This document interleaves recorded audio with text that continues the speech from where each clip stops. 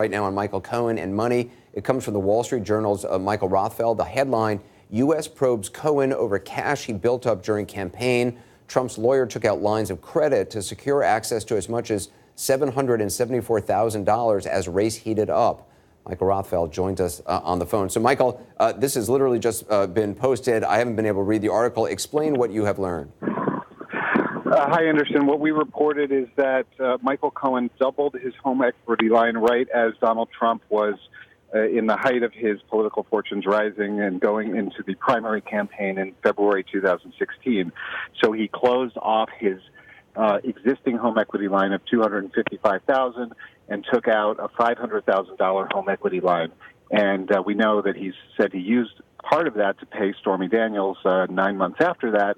And furthermore, Rudy Giuliani said this week that Michael Cohen settled other things for Donald Trump. We don't know whether he used the home equity line for that as well.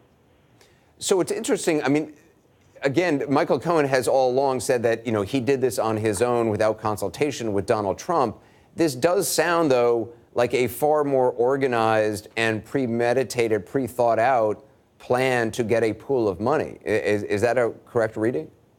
It certainly seems that way. I mean, he, as I said, he took out an additional $250,000 in ability to borrow against his apartment right at the time when Trump was going into the Republican primaries, and successfully he's been holding a lead against his, more experienced rivals. So it indicates that Cohen may have been looking to have a stash of cash on hand, essentially to settle problems with throughout the campaign. And we've reported that tonight also that the Southern District is looking at that more broadly in terms of Cohen's ability to raise money, like how was he raising money through his own personal assets, like in taxi medallions and real estate, potentially to use that for settling problems for Trump.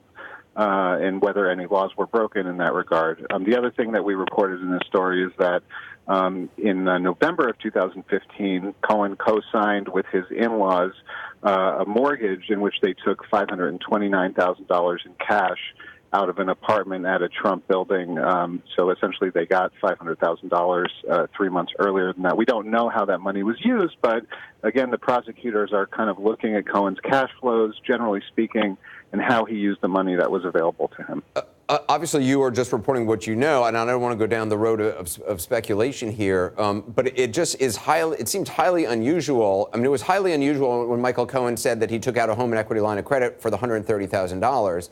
It seems even more unusual that an attorney for a billionaire like Mr. Trump would stockpile his own money during a campaign. If the idea was to have this pool of money in order to handle things, it sounds like the pool of money would be to handle things without any association directly to Mr. Trump.